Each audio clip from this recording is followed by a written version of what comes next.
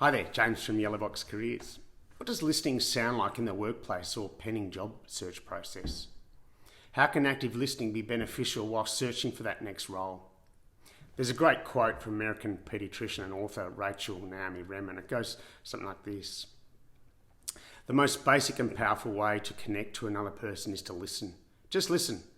Perhaps the most important thing we ever give each other is our attention. A loving silence often has far more power to heal and to connect than the most well-intentioned words. It took me a while, or a long time, to realise that we all benefit more if we listen to understand, not listen to respond. This makes a huge difference if done well. It's important that we stop and pay attention to others when they speak and when they know you're listening and that you hear every word they say, you give them a sense of self-worth. By doing that one simple action, you're giving that person a voice and showing them that you listen and hear them.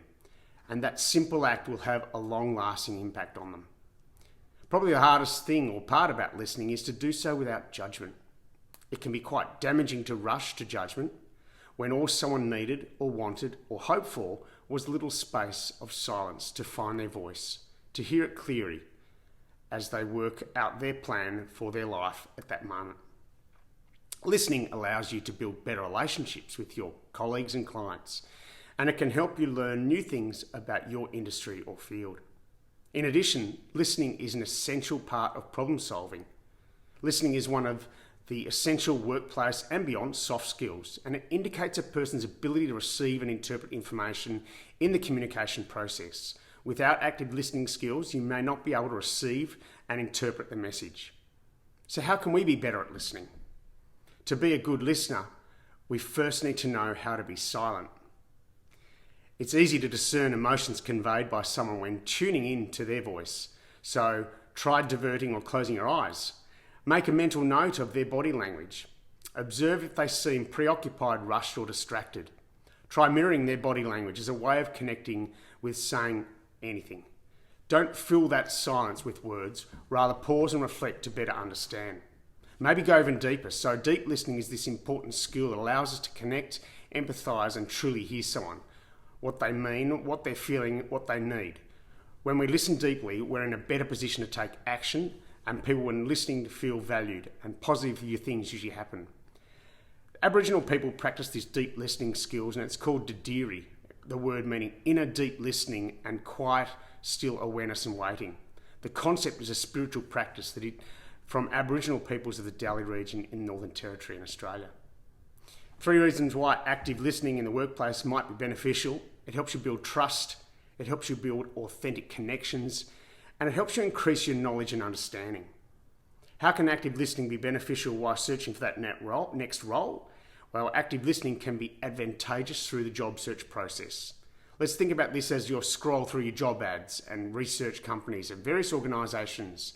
You can unpack the clues that might educate you more about that business before you put in that great application. We talk about this concept at YellowBox Careers as between the line thinking, and I'm happy to explore that further if you'd like. So don't just look at the words in the job ad. Try to identify the tone of the post. Does the job ad use formal, casual or conversational language? Does it use a lot of technical jargon or industry language? Does it seem frantic? All of these things can help you determine what the job and the organisation are and can help you decide if you want to apply. Actively listen to the company's website's tone to learn more about the company's culture. What images do they use? Are they stock photos, formal portraits or candid images? Are there videos that you can watch and listen to? Can they be formal, informal, narrative? What do you find on their social media? All of these clues can help you figure out if that organisation is the right fit for you. There are even websites like glassdoor.com.au that can give you a little bit more of that insight as well. Naturally, the best place to utilise your active listening skills is in the interview. You can gather much more information this way, both because of you're encouraging your interviewer to be more honest with you and asking clarifying and follow-up questions. Active listening can also boost your evaluation during and after the interview. More and more organisations recognise that great communication skills are essential for job success and even organisational culture, and are actively looking for this during the interviews. Even if you're interviewing, the organisation does not focus on this, you will leave a good impression by being an active listener. You'll seem more interested in the job than maybe other candidates. It'll be more general and enjoyable for the interviewer to talk to you as well. Last but not least, active listening to your interviewer, you'll be a great glimpse of what kind of communication standards are present in your target organisation and whether you'd enjoy working there. Remember this, listen to understand, don't just listen to respond. And of course, thanks for listening. Have a great day.